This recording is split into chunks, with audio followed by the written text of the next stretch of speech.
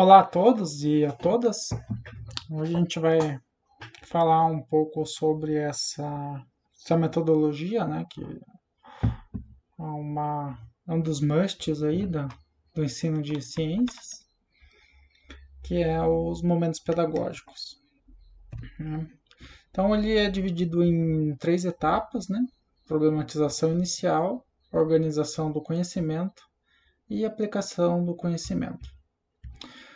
O que talvez deve ficar claro aqui, por exemplo, a gente pode pegar um livro didático, né? O livro didático ele vai trazer uma parte que ele faz uma problematização inicial sobre o início daquele capítulo, né? Sobre o que vai ser o tema do capítulo, por exemplo, velocidade. Ele vai trazer alguma questão, por exemplo, sobre corredores de rua, sobre acidentes de trânsito. Vai tentar fazer uma problematização sobre esse assunto. A gente pode perceber também, nesses livros didáticos mais tradicionais, que depois disso é, ele traria também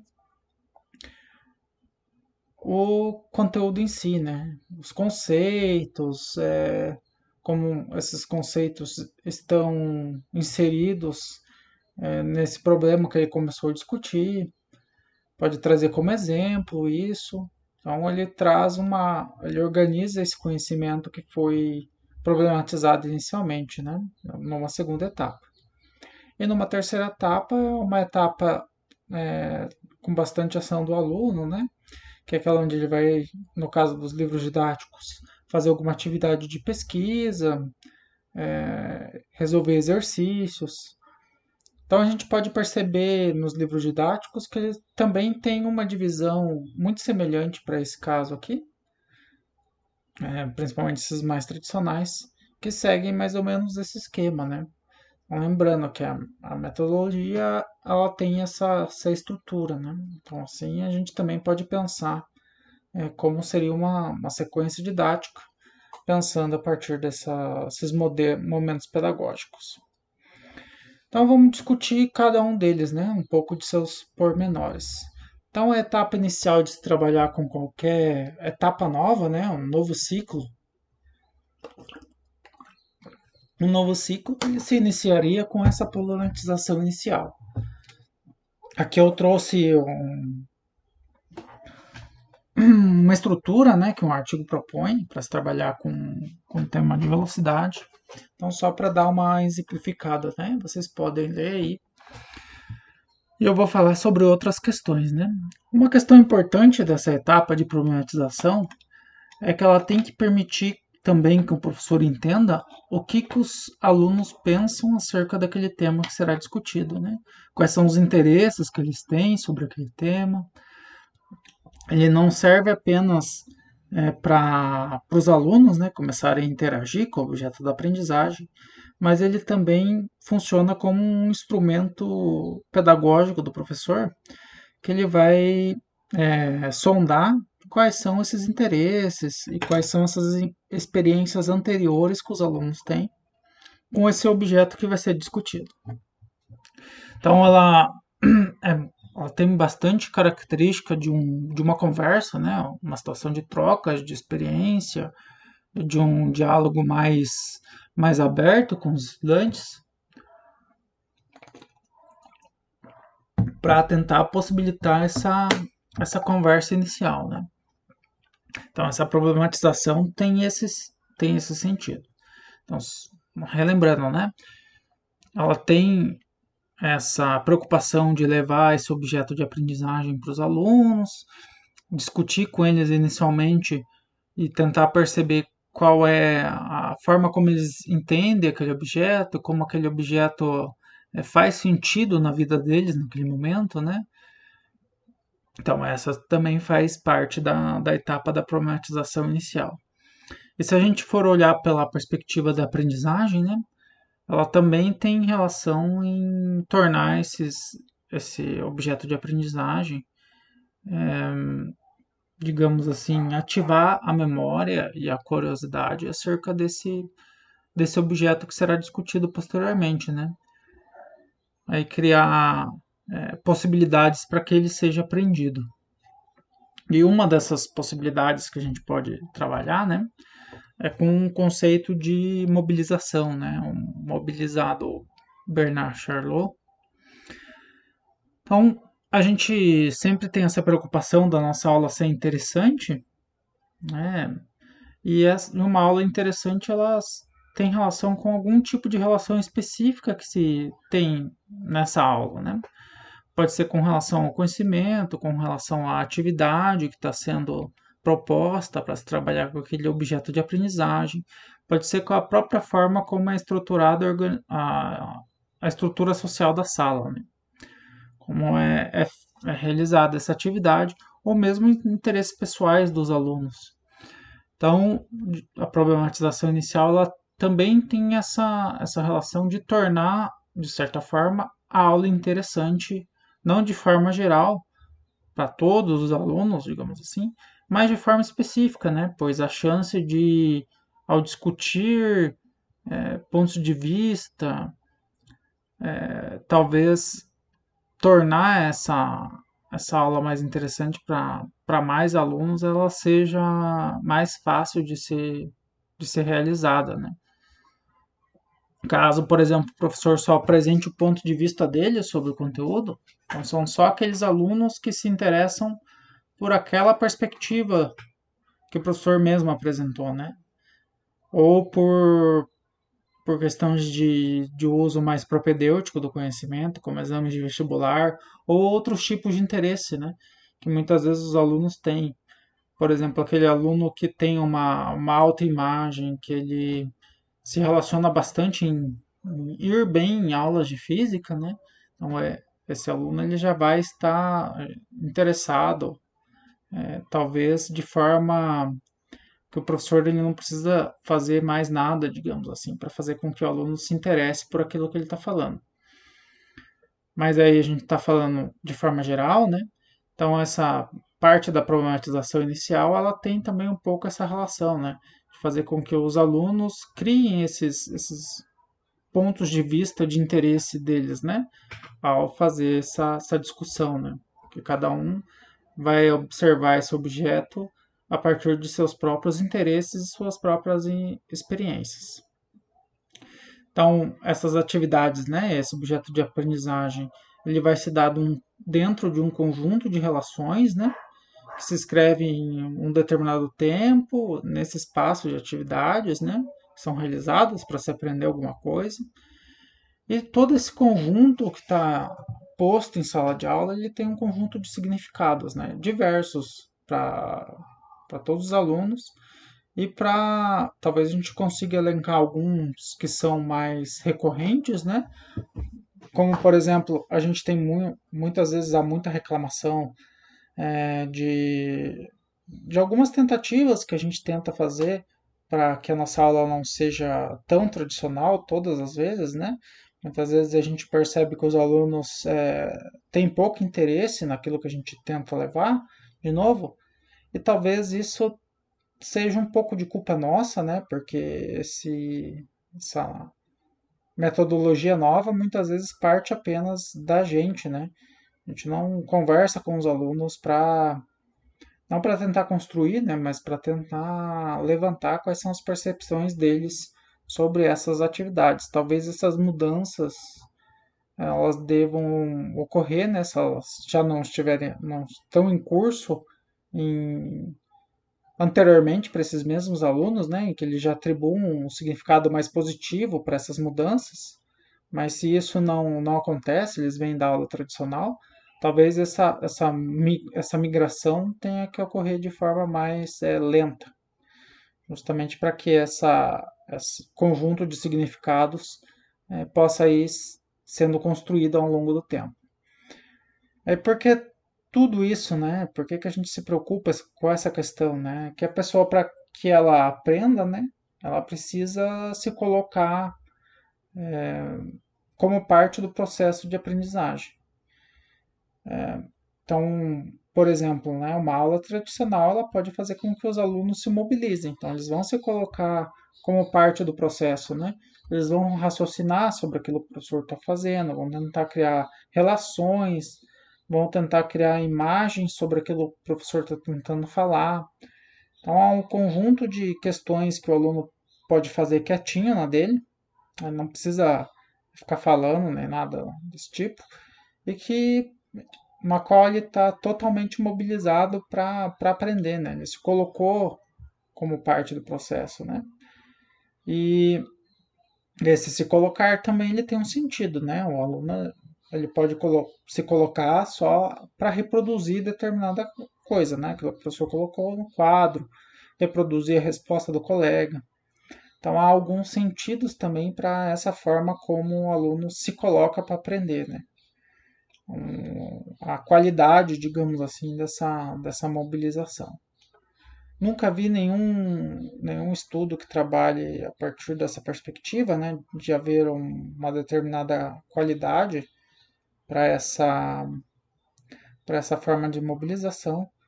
Talvez seja uma questão interessante para quem tiver interesse em buscar, né, ver se existe algum estudo que investigue esse aspecto do cotidiano escolar.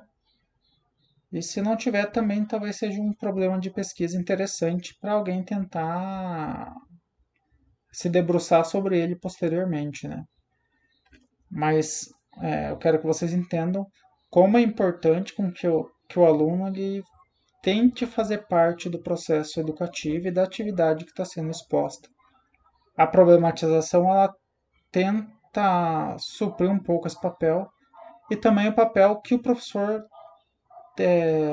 precisa conhecer quais são os significados que os alunos dão para aquilo que ele está tentando expor, né? No caso ali, para velocidade, acidente de trânsito, que isso tem a ver com a física, com a cinemática, né? Posteriormente, acredito, né?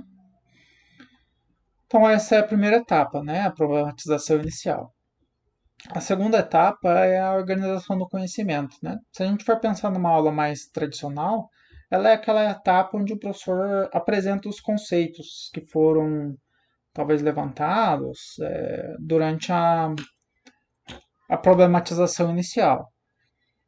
Então, é toda a parte de organização conceitual e de desenvolvimento conceitual sobre esse objeto de aprendizagem, ele vai estar nesse momento, nessa organização do conhecimento, né?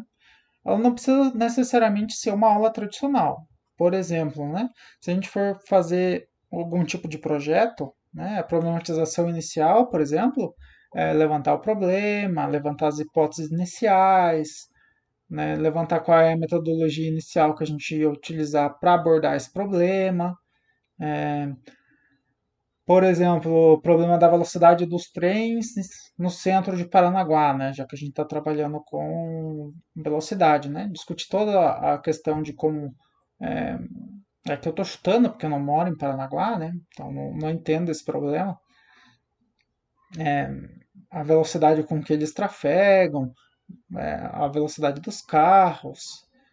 Então, esses problemas seriam uma problematização inicial, né? E a organização do conhecimento nesse contexto, o que, que seria, né?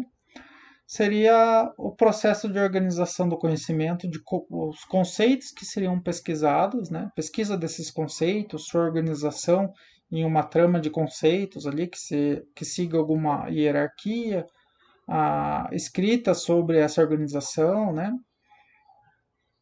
Então, essas questões que envolvem a organização desses conceitos, né? Para esse tipo de pesquisa, né? Para uma aula mais tradicional seria a explicação dos conceitos, a realização de alguns problemas, né, mais conceituais, mais simples. É o trabalho apenas mais propriamente com os conceitos do que com a resolução de problemas de lápis e papel, né? Que muitas vezes podem não ser tão contextualizados porque eles são mais difíceis mesmo, né? Você tem que simplificar muito eles para eles funcionarem bem, né? Então essa organização dos conceitos ela tem a ver com isso e vejam que não necessariamente ela é pensada apenas para aula tradicional. Você pode montar outros tipos de aula, só que ela vai ter essa etapa também, né? Onde vai se trabalhar apenas com os conceitos e com suas relações, né? A relação entre os conceitos, né? Entre os conceitos ou entre os princípios. Só retomando, né? Pensando lá a partir do Zabala, a definição de conceitos e princípios, né? Conceitos são aquilo que a gente consegue definir, né?